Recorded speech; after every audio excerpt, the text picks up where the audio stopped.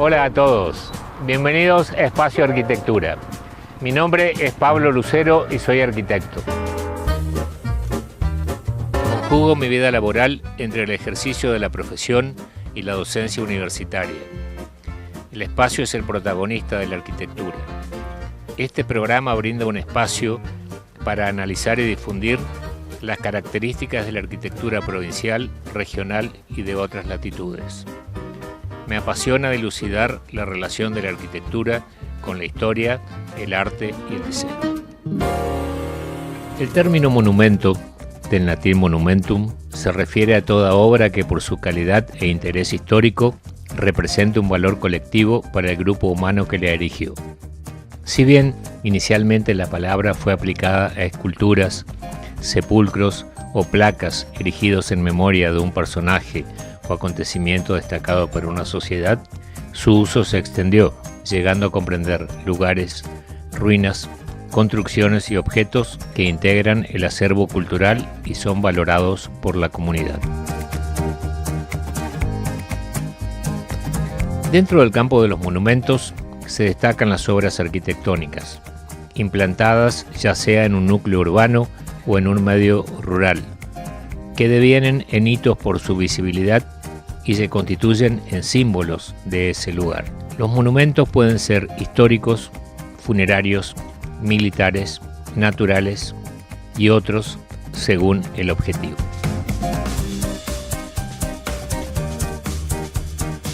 El 4 de abril se conmemoró en todo el país el Día de los Monumentos, con visitas guiadas a diferentes obras y lugares de interés. En Oberá se realizó una visita al Parque de las Naciones, en una actividad conjunta realizada entre Federación de Colectividades y la Municipalidad de Oberá. Al evento concurrieron autoridades municipales y provinciales, además de mucho público interesado en el tema.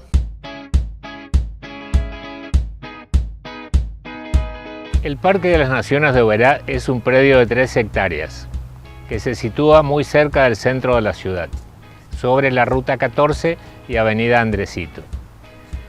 En él se encuentran 15 casas típicas de países de distintos puntos del orbe en medio del paisaje natural. Se encuentran además el pabellón argentino, un gran anfiteatro, un predio destinado a organizaciones comerciales y eventos, el Museo Histórico de Ciencias Naturales de Oberá, la sede de la Federación de Colectividades, entidad organizadora de la fiesta, un orquidiario y otros elementos.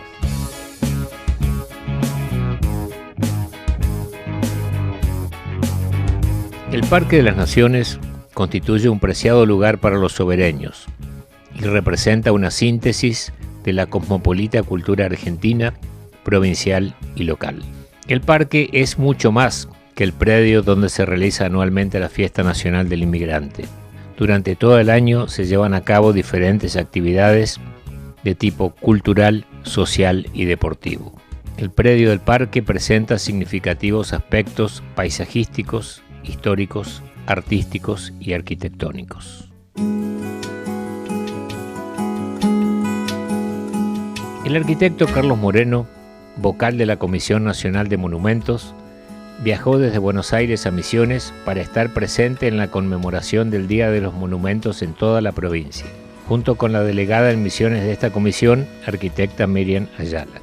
Compartimos la entrevista que le realizamos al arquitecto Moreno. ¿Qué impresión te llevas de la visita a Oberá, del evento que tuvimos hoy? Bueno, de Oberá vi muy poco lo que habíamos visto el año pasado con la visita a las iglesias, pero hoy en el Parque de las Naciones hemos hecho una visita, tratando de recorrer un mundo, pero un mundo que significa integración de diversas culturas en una cultura y en un territorio con fuerza, pero resultando una síntesis que es lo que creemos que es argentino, ¿no?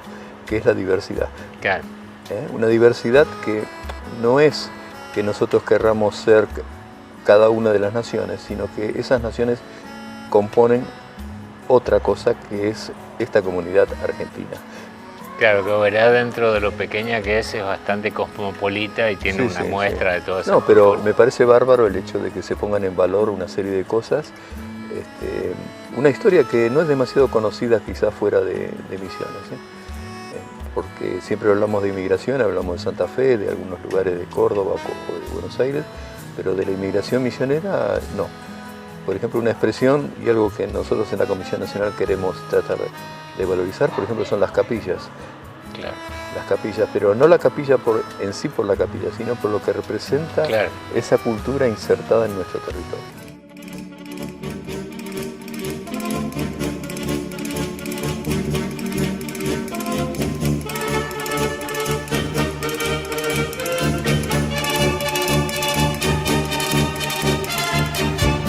Visitamos también la Casa de la Colectividad Española en el Parque de las Naciones.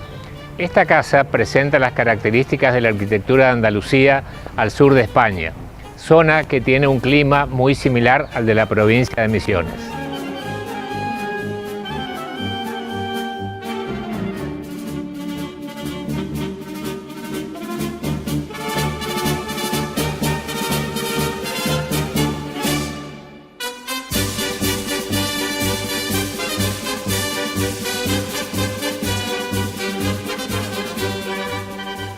Esta casa de España se caracteriza por la presencia de muros blancos, techos de tejas coloniales o españolas, aberturas de madera y las características de las rejas y los faroles de hierro.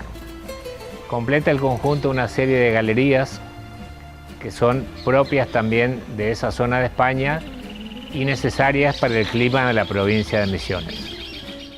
Las galerías son más bien un ingrediente arquitectónico del periodo colonial que se da en Argentina.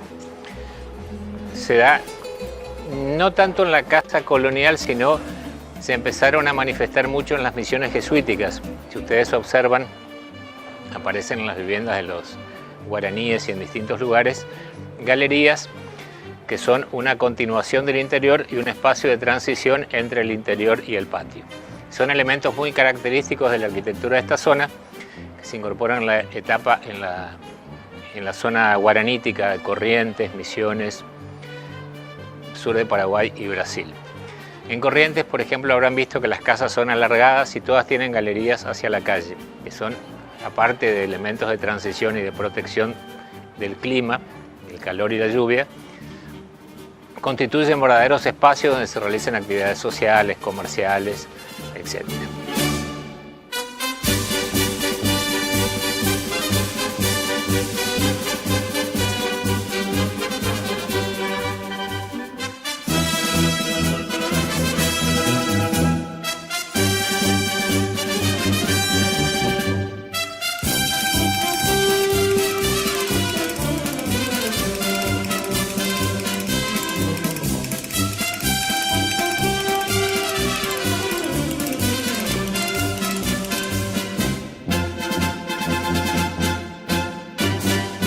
Cuando nosotros veíamos, por ejemplo, ayer estábamos recorriendo algunas de ellas y yo les decía, las han cambiado, porque han cambiado los colores, los han puesto como hoy.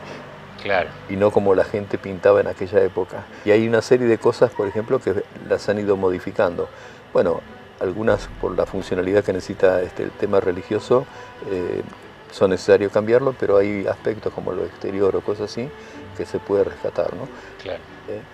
Pero se conservan muchas pese a que alguna gente las ve como una arquitectura de la pobreza, y justamente yo creo que uno de los valores de nuestro país es de que desde esa pobreza se llegó a otras cosas. Exactamente. Yo también siempre digo que los romanos, por ejemplo, que hicieron cosas grandiosas, fue merced a distintas conquistas que eran pequeñas, pobres y humildes, y que después terminaron monumentales. Organizándolas y estructurándolas en una cosa. Bueno, y acá el tema de lo vernáculo, lo popular, es fundamental. Sí, yo creo que es un tema que ustedes como misioneros lo tienen olvidado, porque ustedes tienen una riqueza enorme en lo vernáculo y con expresiones no culturalizadas en lo urbano, como fue quizás en la generación después o en los pueblos, sino en las colonias, por ejemplo.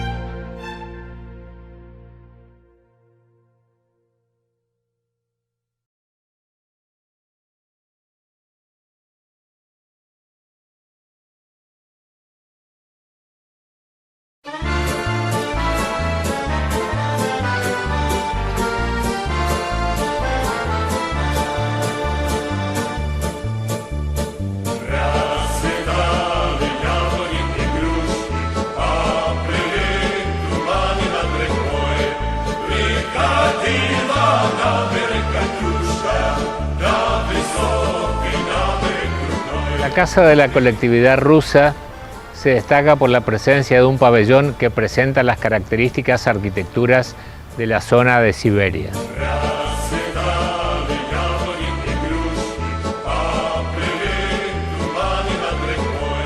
En el predio de la colectividad rusa encontramos esta casa, muy interesante, perteneciente a un pionero de la colectividad que la construyó entre fines de la década del 20 y comienzos de la década del 30 en Colonia Guaraní, a muy pocos kilómetros de este parque. Fue trasladada en los años 90 a este predio, completamente entera, y se reformaron algunas cosas de su construcción. En su interior funcionan las actividades culturales de la colectividad rusa. Entramos a la misma y nos explicaron las particularidades de esta comunidad.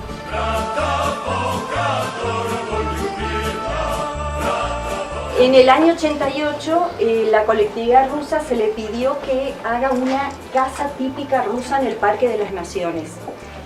En comisión directiva, ahí instantáneamente se decidió que no se iba a construir una casa copiando una casa típica de Rusia, sino que se iba a buscar con qué características construyeron los inmigrantes rusos que llegaron a Misiones.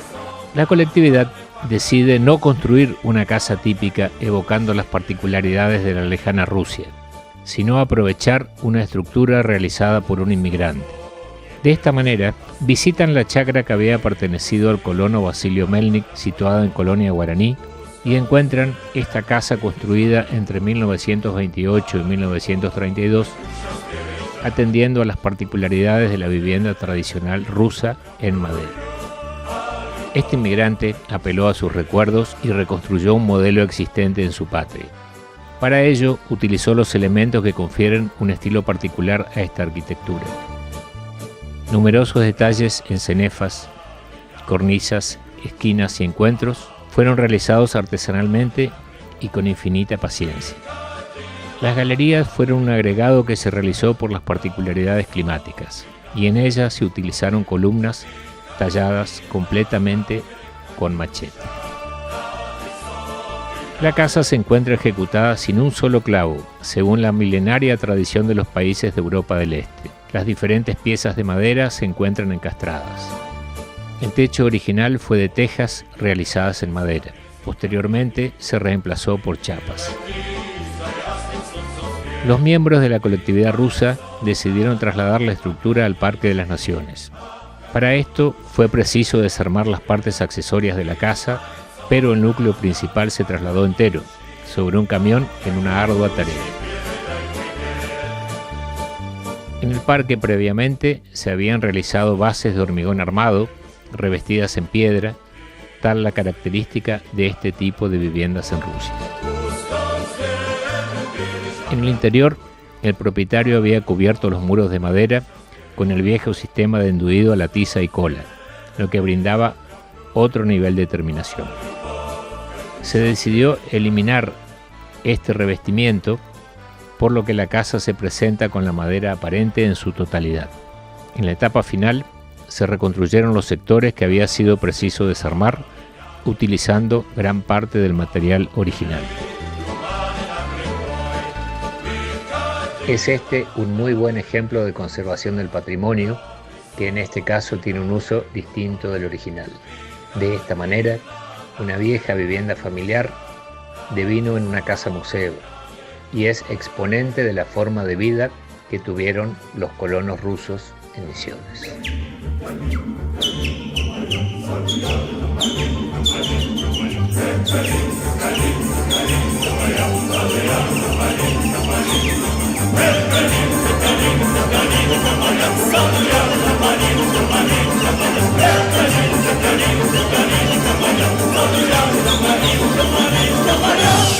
En las colonias y en algunas casas vernáculas que vemos, casas rurales sencillas que sintetizan un tipo de arquitectura que inclusive ha ido cambiando, porque yo me acuerdo hace muchos años cuando vine la primera vez a Misiones, la cantidad de casas que tenían techo de teja hendida. Claro. Y hoy se ha reducido enormemente y son techo de cubierta de chapa. No es que esté mal, por ejemplo, no es que la arquitectura vernácula haya que sostenerla toda, claro, porque evoluciona, pero tengo que dejar algunos testimonios para poder explicar una memoria. Entonces es importante mantener todas esas Claro, formas. sí. Pero no en un sentido fundamentalista, ¿no? Claro. Sino en un sentido de tener raíces, identidad, una serie de cosas e ir creando patrimonio hoy también. Claro. Porque hoy también somos protagonistas de una cultura y también generamos patrimonio, ¿no? Claro, exactamente, cosa que nosotros vamos a dejarles a la futura generación. Ese es el devenir de la vida y de la cultura.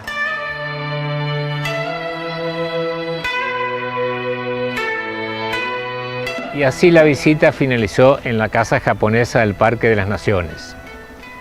Ahí nos contaron características de la cultura del país nipón, como también en qué consiste la nueva era que está viviendo el país del sol naciente. En Japón se define mucho el tiempo según las eras del emperador. O sea, fallece un emperador y cambia la era. O sea, siempre el emperador hoy en día no tiene una actitud política, no es que él pueda controlar lo que pasa en el país. Ahí está ya el primer ministro, ya hay un tema de monarquía parlamentaria. Pero tiene todavía un símbolo de lo que es la cultura japonesa. El día 30 de abril se celebró la transición imperial japonesa de 2019, donde el emperador Akihito fue sucedido por su hijo, el príncipe Naruhito, concluyendo la era Heisei. La abdicación del emperador japonés significó un hecho inédito en la historia moderna del país. La nueva era imperial que sucedió a la era Heisei se denomina Era Reiwa, cuya traducción es Bella Armonía. En 2016, Akihito había manifestado su intención de retirarse del trono debido a su edad y comprometido estado de salud. Como excepción, se facilitó entonces una ley para efectuar el relevo en vida. La Casa Real japonesa comunicó entonces que después de la abdicación, el emperador y su esposa serán llamados emperadores eméritos.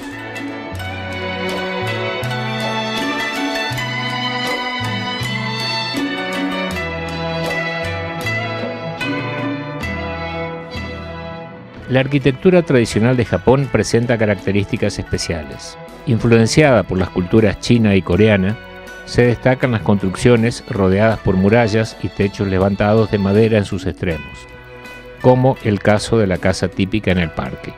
La arquitectura en Japón se adapta a su clima y entorno, tratando de no afectar el medio ambiente.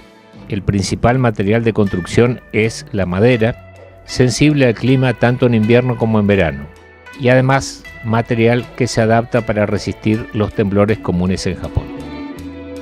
Usaban paredes delgadas de madera, columnas de ciprés, grandes aberturas situadas en lugares clave para apreciar los bellos jardines, muy importantes en el paisaje japonés. Las construcciones eran ligeramente levantadas del suelo para que el aire circulara sin restricción. En el interior de la vivienda, el espacio se dividía mediante puertas corredizas que permiten pasar la luz y el sonido.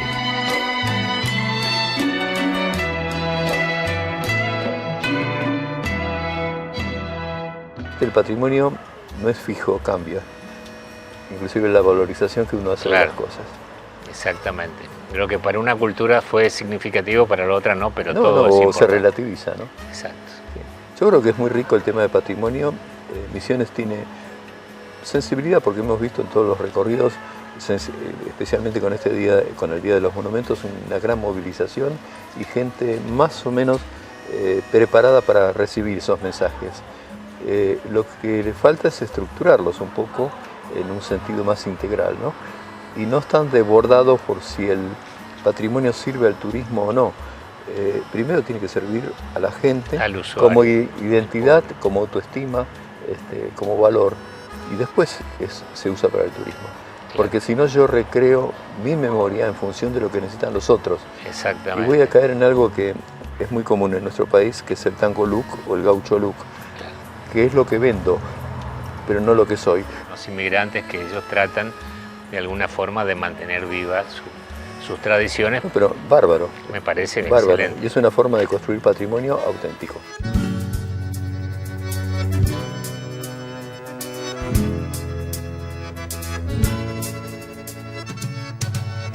Hay cosas muy interesantes allí, sobre todo en los museos que tiene cada una de las casas, donde expresan, nos cuentan, visualizan cada una de estas colectividades características de su cultura. Y como decíamos, contribuyen cada una de ellas al quehacer a la formación, ¿sí?, de la identidad local. Hay un trabajo interesante por hacer todavía allí en el parque.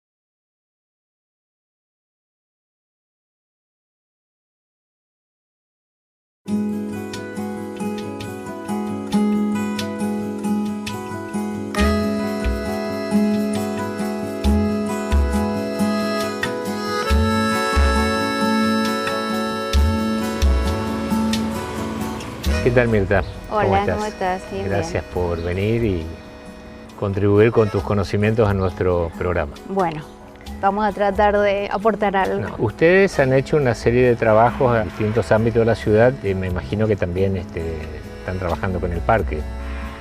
Sí, el parque tiene una particularidad, ¿sí? Que allí encontramos réplicas. Y Claro. Nosotros, como Junta de Estudios Históricos, lo que hacemos es tratar de rescatar los sitios que son históricos. Claro, obras originales. Digamos. Obras Claro, originales.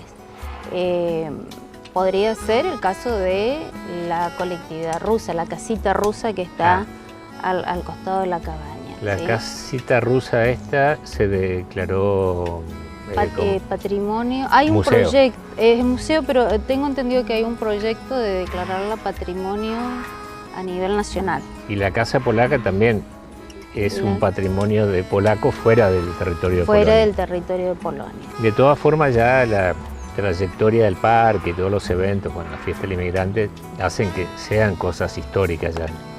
Sí, hay cosas muy interesantes allí, sobre todo en los museos que tiene cada una de las casas, donde expresan, nos cuentan, visualizan cada una de estas colectividades características de su cultura.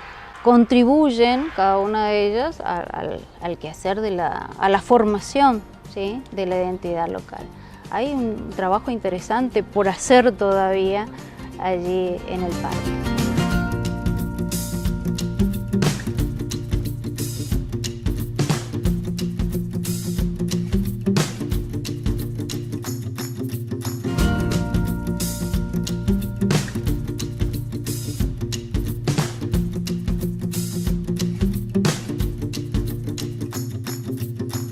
La Cámara de Representantes declaró al Parque de las Naciones Patrimonio Cultural y Turístico Provincial. Hay un proyecto ahora de hacer como un gran museo a cielo abierto. A cielo abierto, sí, sí. Claro. Eso es a nivel nación. Nación, ¿sí? claro.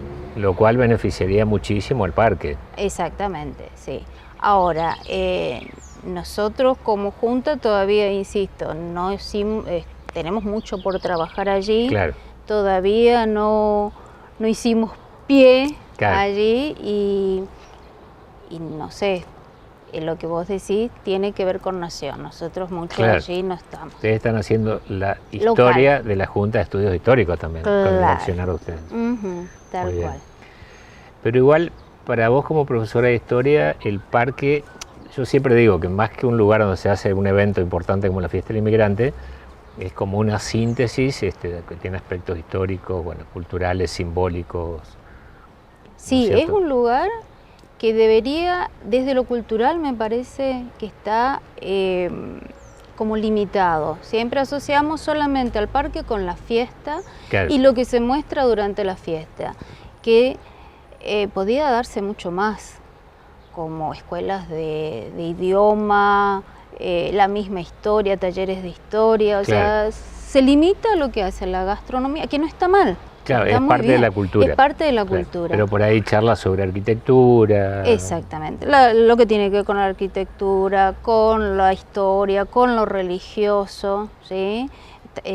Los idiomas que lamentablemente se perdieron. Claro. Yo conversaba con gente joven que como los inmigrantes, ¿sí? Que venían con su idioma, aquí los obligaron a abandonar eso, ¿sí?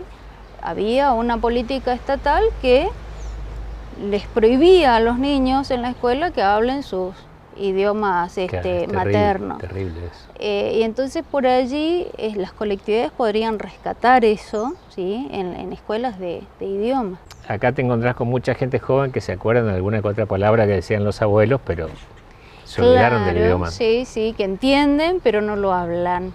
Sí, es una cosa medio rara, ¿no? Pero sí, se da mucho eso.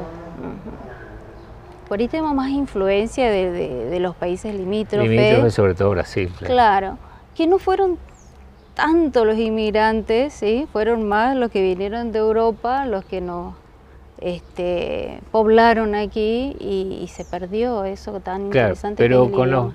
la gente que vino de Brasil acá se da un caso muy particular, que la mayoría no son brasileños. Exactamente. No son Entran europeos que vinieron a través de Brasil. A través de Brasil, Pero igual traen muy arraigado el amor a su país, que era una política educativa en Brasil, que realmente se ve que dio sus frutos. Dio sus frutos, sí, exactamente. Nos faltaría acá también un poquito de eso.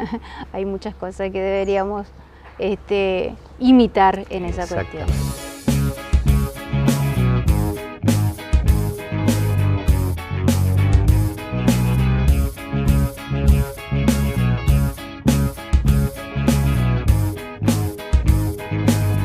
Y de esta manera hemos llegado al final del paseo que realizamos por el Parque de las Naciones de Oberá.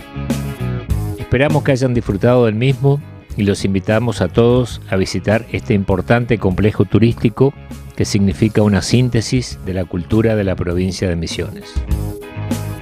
Hasta la próxima semana en otra entrega de Espacio Arquitectura.